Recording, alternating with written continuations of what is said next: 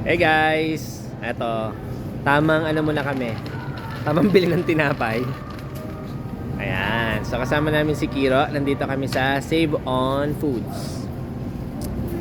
Bibili na lang kami ng konti kasi we are invited dun sa bahay ng kapitbahay namin. So pupunta kami bukas, so we need to bring something.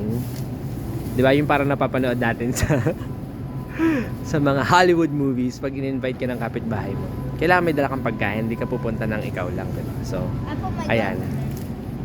Kasama namin ng isang batuta dito. So, si Kia Carl, as usual, naiwan sa bahay.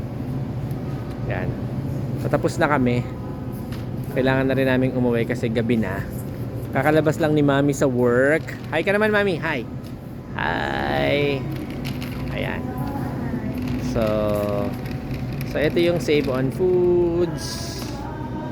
Walking distance lang to from our house. 15 minutes away. Yan. Sa tapat lang to ng McDonald's where Mommy work.